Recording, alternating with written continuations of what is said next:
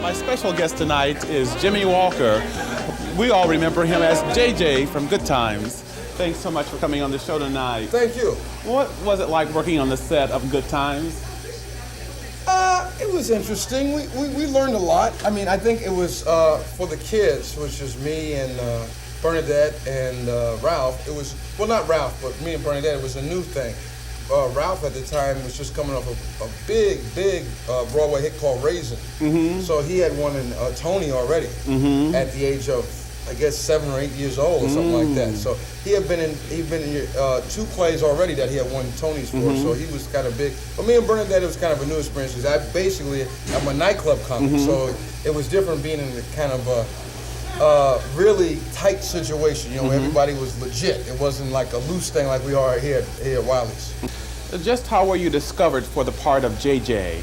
What happened was, at the time, there was a lot of television shows like there are now, and I couldn't get on any shows. You had the Dick Cavett show then, you had the Jack Parr show, you had the Merv Griffin show, the Mike Douglas show, Johnny Carson was out of New York then, all these shows were going.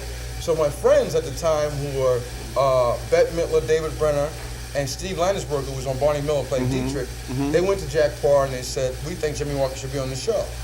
And they said, no, we don't think so.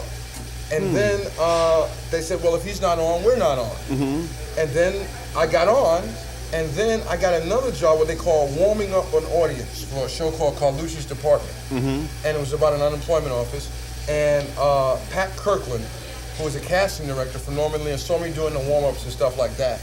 And she said that I should be on the show. So, voila, there you were. There I was on the show. Very simple. Not hard. Do you ever miss working with the cast of Good Times? Do you miss those days? I'm not sure Good Times. I think a set wouldn't be bad. As they say in Los Angeles, it gives you a place to go every day.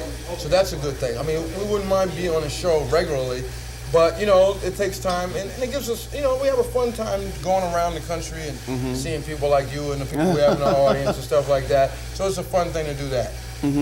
When you were growing up as a child, did you ever have any idea that you would become an actor and a comedian? No, I never really thought about it. You know, I was in college at the time, and I was writing. I always fancied myself as a writer, which I still do. And never thought about really being on stage, but the reality is I never had a problem being on stage. If I was in like a church play or a school play, I was never nervous about being in a play. Subscribe to the William Pace Show YouTube channel. Be sure to click the bell and give us the thumbs up. Thank you.